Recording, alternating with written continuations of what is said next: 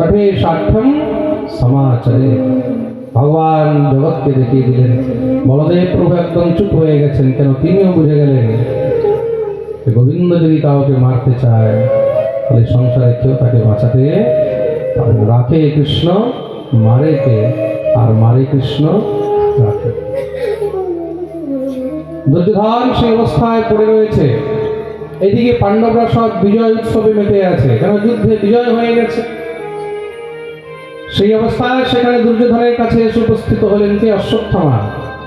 মহারাজ আপনার জয় হোক, জয় হোক। দুর্যোধন কুপিত হয়ে গেছে। আমি এখন মরণাসন্ন, তুই আমার জয়কার করছিস, কিন্তু তার জন্য দোষী তো আপনি নিজেই। কারণ এত বড় যুদ্ধের মধ্যে আপনি বুড়োদেরকে নিয়ে যুদ্ধ করতে বেরিয়েছেন। বুড়োদেরকে নিয়ে কার যুদ্ধ যেতে যায়?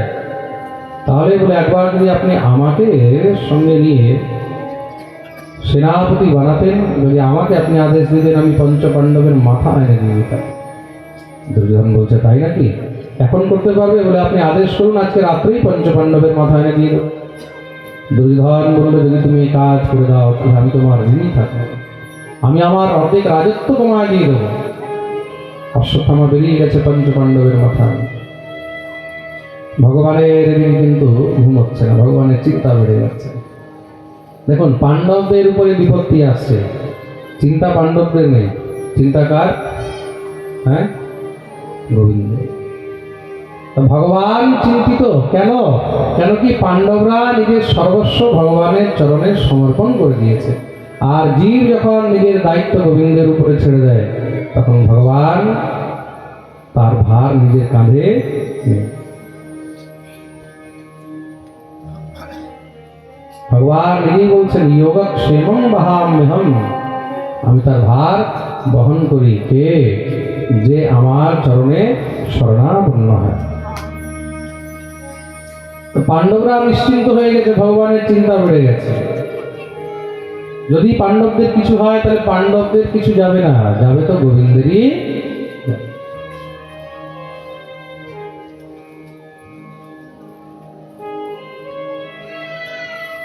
ভগবান পাণ্ডবদেরকে বললেন চলো আজকে আমরা গঙ্গার ধারে একটু বেড়াতে যাব।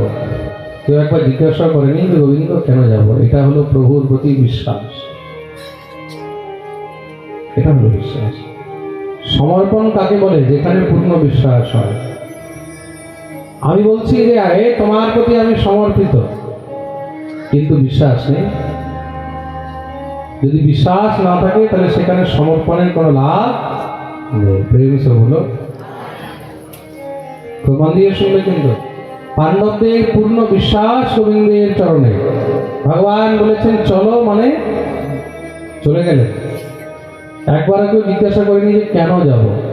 সেই রাত্রির অন্ধকারে পাণ্ডবদের 5 পুত্র শুয়েছিল, তাদেরকে পঞ্চপাণ্ডব মনে করে অশ্বত্থামা তাদের মস্তক কেটে নিয়ে চলে দুর্যোধনের সম্মুখে রেখে যখনই প্রস্তুত করেছেন, মহারাজ এই নেন পঞ্চপাণ্ডবের মাথা। দুর্যোধন বলল সব থেকে মোটা মাথাটা আমার হাতে দাও। মোটা মাথা মানে কার? ভীম। ভীমের সঙ্গে সেই জন্মজাত বৈরতা আছে।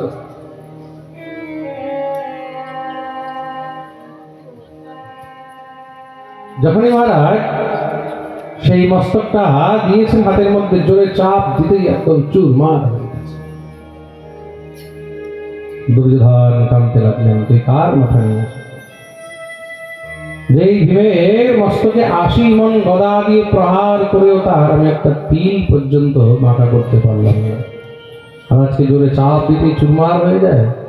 দেখি দেখি বাকি মাথাগুলো যখন দেখলেন, এত পাণ্ডব পুত্রদের মাথা।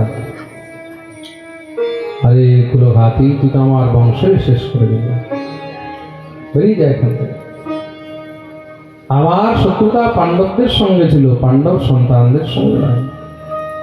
এরা বেঁচে থাকলে আমার জন্য শ্রাদ্ধ করত, পিণ্ডদান করত। মনে রাখবে, ভাইয়ের ছেলেকেও কিন্তু নিজের পুত্রের সমানই দেখা উচিত। সেই দুঃখেই সেখানে দুর্যোধনের মৃত্যু হয়ে গেল। দুর্যোধনকে বরদান ছিল তার জীবনে যখন সুখ আর দুঃখ দুটি একসঙ্গে আসবে তখনই তার মৃত্যু হবে। দুর্যোধনের প্রাণান্ত হলো। এইদিকে ভগবান পাণ্ডবদেরকে নিয়ে সকালে যখন ফিরে এসেছেন, এসে দেখছেন শিবিরের মধ্যে করুণ ক্রন্দন চলছে, সমস্ত নারীগণ মুখ পিটিয়ে পিটিয়ে কাঁদছে। মাতা শিশুনাম নিধনম সুতা নিশম্য ঘোরম পরিতপ্যমানা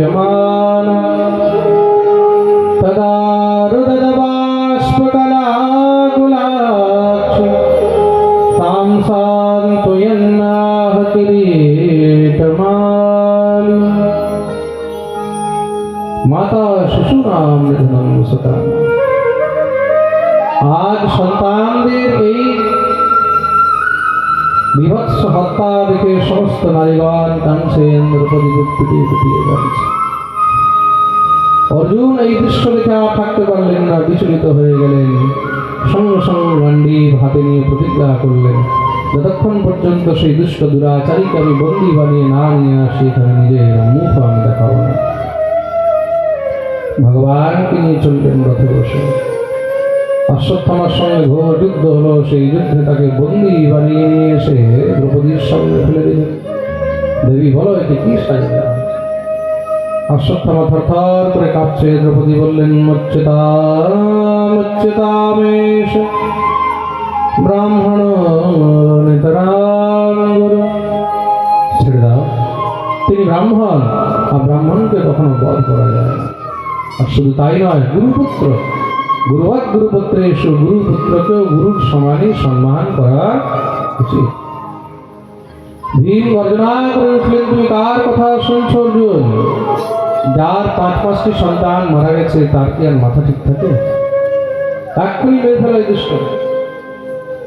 যুধিষ্ঠির বললেন, দাঁড়াও, এখনো গোবিন্দ আছে, তাকে তো জিজ্ঞাসা করো। অর্জুন বললেন, তুমি বলো কি করা যায়? ভগবান বললেন, ব্রহ্মবন্ধুর হন্তব্য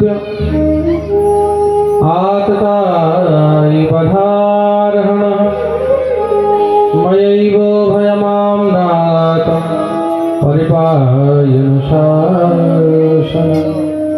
ব্রহ্মবন্ধুর না হন্তব্য। ব্রাহ্মণ যতই পতিত হোক না কেন, তাকে কখনো প্রাণে মারা, কিন্তু দুষ্টকে ছাড়াও যায় না। আততাই বধারহণ। এবার তুমি বিচার করো কি করবে। অর্জুন সঙ্গে সঙ্গে তলোয়ার নিয়ে অশ্বত্থামার মস্তক মুন্ডন করে দিলেন। মাথার মধ্যে একটি মণি ছিল, সেই মণিটা হরণ করে নিলেন। এই সংসারের মধ্যে যে মানি সম্মানী ব্যক্তি, তাকে যদি সবার সামনে অপমান করে দেওয়া হলো, সেটাই তার জন্য মৃত্যুদণ্ড থেকেও আরো বেশি ভয়ঙ্কর হল। নিজের অপমানের প্রতিশোধের জ্বালায় জ্বলছে অশ্বত্থামা। এইদিকে ভগবান পাণ্ডবদেরকে নিয়ে ফিরেছেন হস্তিনাপুরে। যুধিষ্ঠির রাজ্য অভিষেক হলো। ভগবান বিচার করলেন, এবার আমাকে এখান থেকে যাওয়া উচিত। ভগবান দ্বারকা প্রস্থান করবেন। সবাই ভগবানকে বিদায় করতে বেরিয়েছে। যদ্যপি কেউ চায় না যে গোবিন্দ যাক, কিন্তু তথাপিও গোবিন্দকে তার বেঁধে রেখে যাওয়া যায়। সবাই বিদায় করতে বেরিয়েছেন সজল নেত্রে, ভগবানকে নিয়ে চলছেন। এদিকে ঘরের মধ্যে একা রয়েছে কে? অভিমন্যুর স্ত্রী, নাম হলো উত্তরা, বিরাট নরেশের কন্যা। তার গর্ভে সন্তান আছে। অশ্বত্থামা দেখলো এই সময় খুব সুন্দর সুযোগ, যদি আমি এই সময় উত্তরার গর্ভকে নষ্ট করে দিই, তাহলে পাণ্ডবদের বংশ পুরো শেষ হয়ে যাবে। এই সংসারে প্রতিশোধ বহুত খারাপ জিনিস। কেউ যখন প্রতিশোধ নেওয়ার জন্য তৈরি থাকে, তখন তার দ্বারা যে কত বড় অপরাধ হচ্ছে সে এটাও বিচার করে না। প্রেম সে বলো। অশ্বত্থামা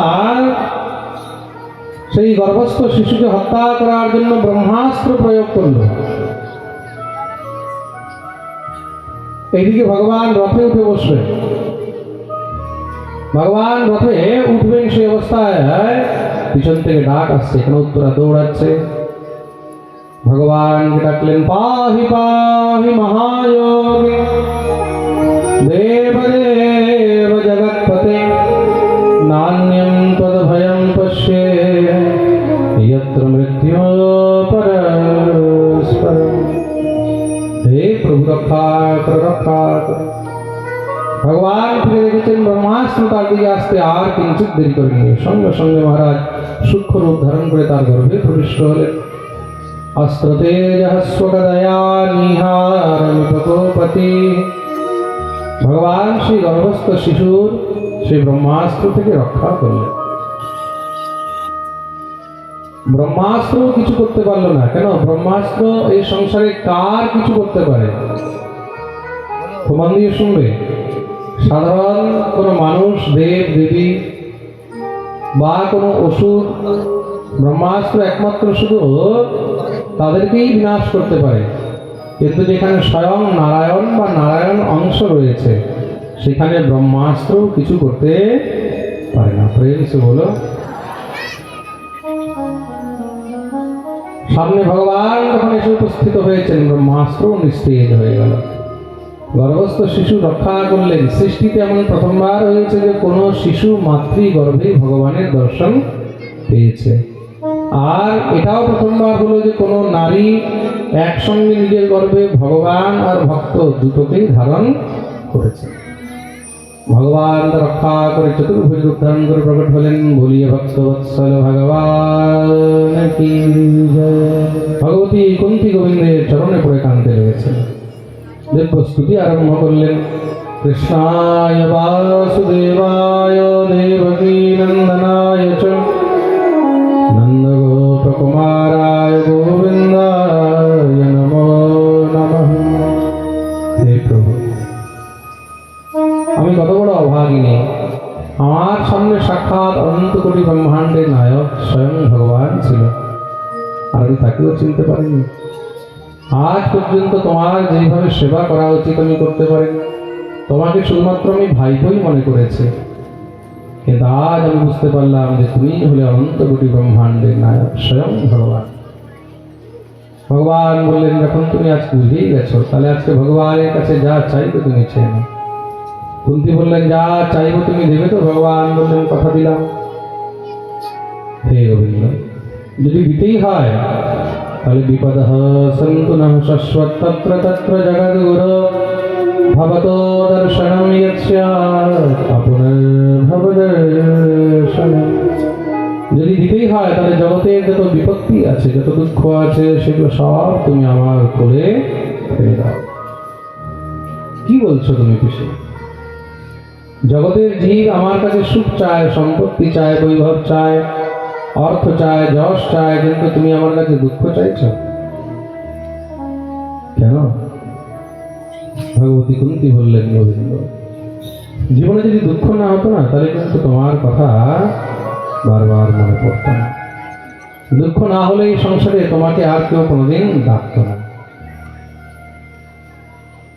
মনে রাখবে, सुख के माथे सिर पड़े जो नाम हृदय से जाए, बलिहारी वा दुख की जो पल पल नाम जपाए।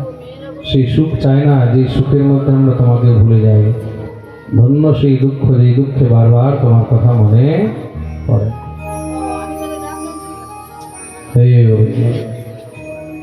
সবসময় যেন তোমাকে কাছে পাই, আর কিছু চাই। দেখো ভগবতী কুন্তী স্তুতি করো। এটাকে কুন্তী স্তুতি বলা। কমলনয়ন তুমি আর তাহারি, হে দুঃখ ভঞ্জন বাকে বিহারি। কমলনয়ন তুমি আর তাহারি,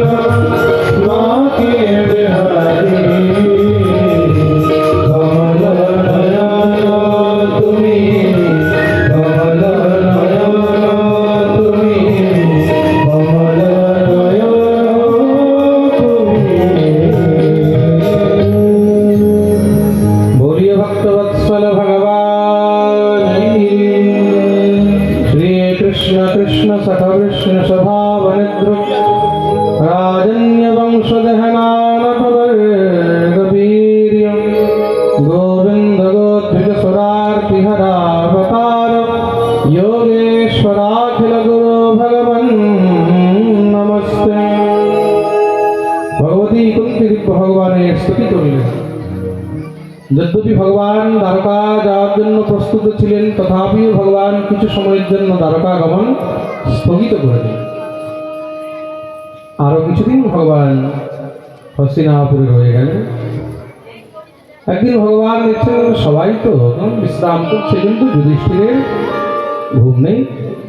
যুধিষ্ঠির বসে বসে আঙিনার মধ্যে কাঁদছে, শোকগ্রস্ত হয়ে আছে। ভগবান যুধিষ্ঠিরের কাছে গিয়ে উপস্থিত হলেন, কাঁধে হাত দিয়েছেন। দাদা, কি হয়েছে? তুমি কিসের চিন্তায় আছো, কিসের শোক? মধুসূদন, তোমাকে কি আর বলবো? কখনো কখনো আমি মনে মনে ভাবি, এই এত বড় যুদ্ধ হলো, এই যুদ্ধের পরিণতি কি পেলাম? এই সিংহাসন। আর যখন এই সিংহাসনের দিকে তাকাই, তখন এই সিংহাসন রক্ত রঞ্জিত মনে হয়। এই যুদ্ধের মধ্যে যাদেরকে মেরেছি তারা কে ছিল? সব আপনজনই তো ছিল। কেউ কাকা, কেউ জ্যাঠা, কেউ ভাই, কেউ ভাইপো, কেউ গুরু, কেউ পিতামহ, সব তো আপনজনই ছিল। সে আপনজনদেরকে মেরে এই সিংহাসন পেয়ে লাভটাই কি? তার থেকে ভালো এগুলো তারাই উপভোগ করতো, তাহলে আজকে তাদেরকে তো হারাতাম না। ভগবান তখন বোঝালেন যুধিষ্ঠির, তুমি কাউকে বধ করনি, মনে রাখবে। এগুলো সব বিধির বিধান, আর বিধির বিধানের মধ্যে যা লেখা আছে সেটা ঘটিত হবেই হবে। তুমি যদি না মারতে তাহলে তাদের কিন্তু মৃত্যু হতোই। আর মনে রাখবে, যেই যুদ্ধ করেছো সেটা ছিল ধর্মযুদ্ধ। কেউ যখন অধর্মের পথে তোমার সঙ্গে তোমার বিপরীতে দাঁড়িয়ে যুদ্ধ করে, তোমাকে মেরে ফেলতে চায়, তখন নিজের আত্মরক্ষার জন্য তার বধ করা, সেটাই হলো সব থেকে বড় ধর্ম। আর আমরা তো তাদের কাছে কিছু চাইনি, শুধু 5টি গ্রাম চেয়েছিলাম। ভগবান দুর্যোধনকে কি বললেন? পাণ্ডবদের রাজ্য তাদেরকে ফিরিয়ে দাও। দুর্যোধন বলল সম্ভব নয়। ভগবান বললেন ঠিক আছে, যদি তাদের রাজ্য না দিতে পারো, তাতে 5 ভাইয়ের জন্য 5টি গ্রাম দিয়ে দাও, তারা 5 গ্রাম নিয়ে থেকে যাবে, আর কিছু লাগবে না। দুর্যোধন কি বলল? আমি সুচাগ্র ভূমিও তাদেরকে দেব না। সুচাগ্র মানে সুয়ের অগ্রভাগের সমান। ভগবান বললেন ঠিক আছে, তাহলে যদি নিজের অধিকার নেওয়ার জন্য যুদ্ধ করতে হয় তাহলে তাই হবে। দেখুন, কার যদি সময় খারাপ হয়, তখন ভগবানও যদি তাকে এসে বোঝায়, সে তবুও কিন্তু বুঝতে চায় না। যাকো প্রভু দারুণ দুঃখ দেই, তাকি মতি পহলে হরলে। যার কপালে দুঃখ আছে তার বুদ্ধি আগে ভ্রষ্ট হবে। সে বলো, তার জন্য ভগবানের কাছে যখন প্রার্থনা করবে, খুব মন দিয়ে শুনবে, ভগবানের কাছে যখন প্রার্থনা করবে, সাধুগুরু বৈষ্ণবদেরকে যখন প্রণাম করবে, তাদের কাছে একটাই জিনিস চাইবে, কি জানো? আমার যেন কৃষ্ণ ভক্তি হয়। কি চাইবে? বলো, কৃষ্ণ ভক্তি হয়। আমার বুদ্ধি যেন ঠিক থাকে, আমার বুদ্ধি যেন গোবিন্দের পদপথে থাকে। কেন? বুদ্ধি ঠিক থাকলে তোমার কেউ কিছু করতে পারবে না, আর বুদ্ধি ভ্রষ্ট হলেই আপনি আর সব বিনাশ শুরু হয়ে যাবে। প্রেম সে হলো, বলো না আরো জোরে, শুনতে পাইনি, আরো জোরে, আরো জোরে। যারা পিছনে আছে, চেয়ারে বসে আছে, সবাই দুটো হাত তুলে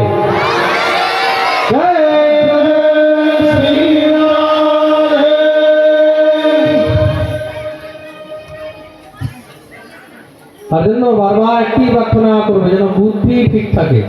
বুদ্ধি ঠিক আছে মানে সবকিছু ঠিক। যাহা সুমতি তাহা সম্পত্তি নানা। जहाँ कुमति तहाँ विपति निदान। तो सुमति कुमति सबके उड़ रही, আমাদের সবার মধ্যে সুমতিও আছে আর কুমতিও আছে। তা যেখানে সুমতি আছে সেখানে সব সম্পত্তি আছে, সেখানে সব আনন্দ আছে। আর যেখানে কুমতি আছে সেখানে মনে রাখবে সেখানে শুধু দুঃখই দুঃখ আছে, শুধু কষ্টই কষ্ট আছে। প্রেম সে বলো সুমতি যেন থাকে। ভগবান দেখলেন যুধিষ্ঠিরকে আমি বোঝাবার চেষ্টা করছি, কিন্তু যুধিষ্ঠির বুঝছে না। যুধিষ্ঠির বলছে তুমি আমার মনের কথা বুঝবে না। ভগবান বললেন ঠিক আছে, আর বোঝাবার দরকারও নেই। দেখো, তাকে বোঝানো যায় যে বুঝতে চায়, যে বুঝতে চায় না তাকে বোঝানো যায় না। কিন্তু তা বলে তার ছেড়ে দেওয়া যাবে না। ভগবান কি করলেন? ভগবান পাণ্ডবদেরকে নিয়ে চলে গেলেন কোথায়? বলে একজন প্রভুর জন্য প্রতীক্ষা করছেন। আর সেই যুধিষ্ঠিরকে বোঝাতে পারবে কে? কুরুক্ষেত্রের রণপ্রাঙ্গণে সরসজ্জার উপরে পড়ে রয়েছেন পিতামহ ভীষ্ম। ভগবান তার কাছে উপস্থিত হলেন, সবাই পিতামহ ভীষ্মকে প্রণাম করেছেন। সর্বশেষে যখন দ্বারকাধীশ সামনে এসেছেন, দ্বারকাধীশকে দেখে পিতামহ ভীষ্ম কাঁদতে লেগেছে। ভগবান বললেন পিতামহ খুব কষ্ট হচ্ছে তাই না? কষ্ট তো হচ্ছে, কিন্তু দেহের নয়, কষ্ট হলো মনে। আমার সামনে অনন্ত কোটি ব্রহ্মাণ্ডের মালিক দাঁড়িয়ে রয়েছে, আর আমি তাকে হাত জোড় করে একবার অভিবাদনও করতে পারছি। আমার থেকে বড় হতভাগা এই সংসারে আর কি হবে? ভীষ্মের ভাব দেখে ভগবানের হৃদয় দ্রবিত হয়ে গেল। ভগবান পিতামহ ভীষ্মকে বললেন পিতামহ, তোমার এই সন্তান নতুন নতুন রাজা হয়েছে তো, তাকে একটু উপদেশ করো। পিতামহ ভীষ্ম তাকে উপদেশ করলেন। দান ধর্মান রাজ ধর্মান মোক্ষ ধর্মান বিভাগশঃ শ্রী ধর্মান ভগবত ধর্মান সমাসব্যাসয়োগতঃ। দান ধর্ম, রাজ ধর্ম, মুক্তির ধর্ম, স্ত্রী ধর্ম, ভগবত ধর্ম উপদেশ করলেন। যুধিষ্ঠিরের মনে যত সংশয় ছিল সমস্ত সংশয় মিটে গেল। ভগবান বললেন পিতামহ তোমার কোনো অন্তিম ইচ্ছা আছে? বলে আমার একটি অন্তিম ইচ্ছা আছে। কি? ললিত গতি বিলাস বলহাস প্রণয় নিরীক্ষণ কল্পিত রুমান কৃতমনুকৃতবাক্যং মদান্ধ প্রকৃতিমগন কিল যস্য গোপবদ্ধ। প্রভু, আমি তোমার সেই রূপ দর্শন করতে চাই যে রূপ দেখে সমস্ত ব্রজগোপীগণ সবসময় মোহিত হয়ে থাকে। কি? সেই তোমার বংশীধারী রূপ, এই তোমার শঙ্খচক্র গদা পদ্ম দেখে সেই প্রেম আসে না। তোমার সেই আমি গোপীনাথ রূপ দেখতে চাই, সেই বংশীধারী, সেই ললিত রূপ, যে রূপ ধারণ করে তুমি গোপীদের সঙ্গে রাস করেছে। আমি সেই রাস বিহারী রূপ দর্শন করতে চাই। দেহান্তকালে তুম সামনে